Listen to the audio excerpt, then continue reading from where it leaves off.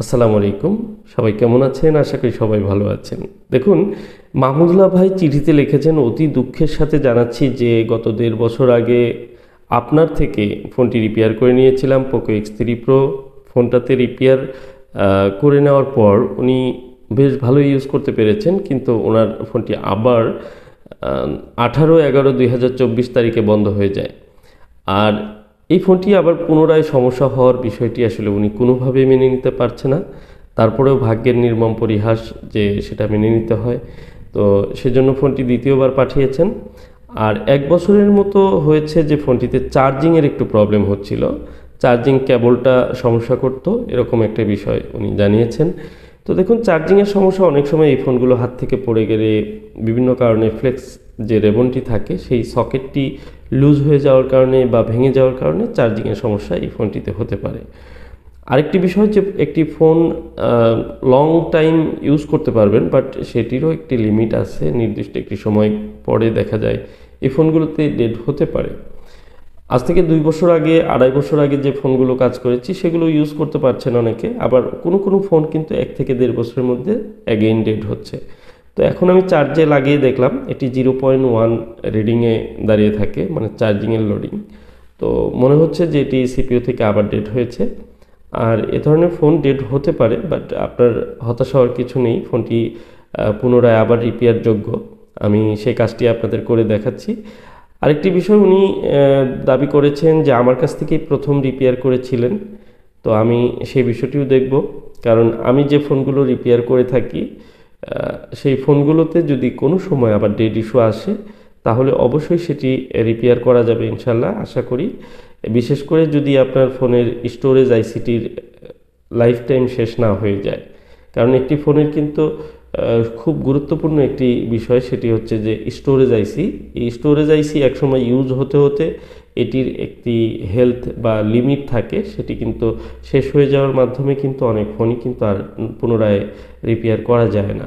এবং অনেক ফোন দেখা যায় যে কম দামি ফোনগুলোতে নতুন যে স্টোরেজ আইসিগুলো ব্যবহার করা হয় সেগুলি খুবই নিম্নমানের থাকে, যে কারণে ১ থেকে ২ বছর ইউজ করার পরেই অনেক ফোনের কিন্তু স্টোরেজ আইসির হেলথ খারাপ হয়ে যায়, সেগুলো ড্যামেজ হয়ে যায়।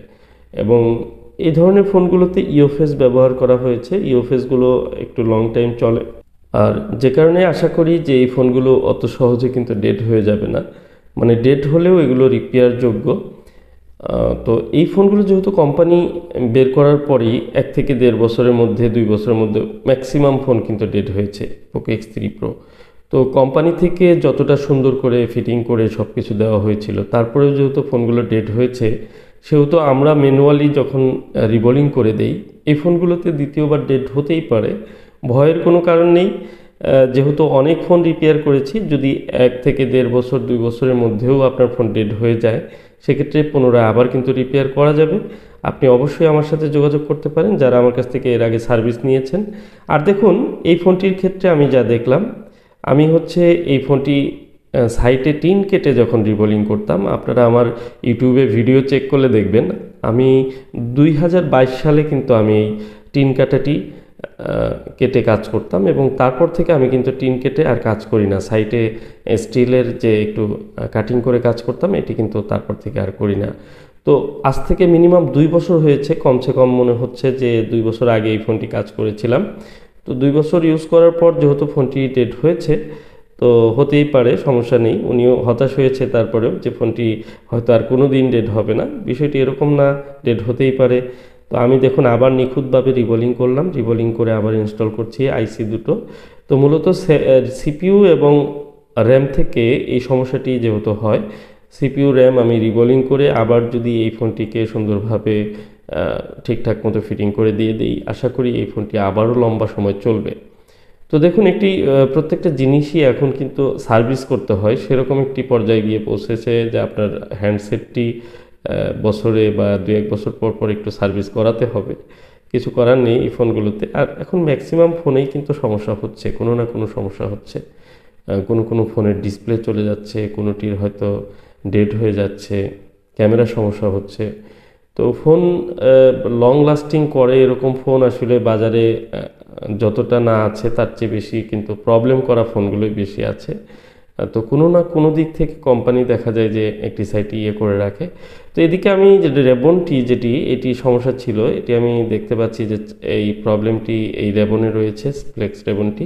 তো আমি এই বিষয়টি পরে দেখব, ফোনটি অন হয়েছে আমি সেটি একটু চেক করে নেব এবং কি রেবনটি চেঞ্জ করে বা কি প্রবলেম রয়েছে সেটি দেখে সেটি ফিক্স করে দেব। তো আশা করি যে এই ফোনটি আগের থেকেও আরও ভালো পারফরমেন্স পাবেন। আর এই ফোনের যে ইউজার রয়েছে উনি আশা করি এই ফোনটির পরবর্তীতে কমেন্টে জানাবেন ফোনটি কেমন আছে, কেমন চলছে। তো দেখুন আলহামদুলিল্লাহ সব ঠিকঠাক রয়েছে। আজকের মতো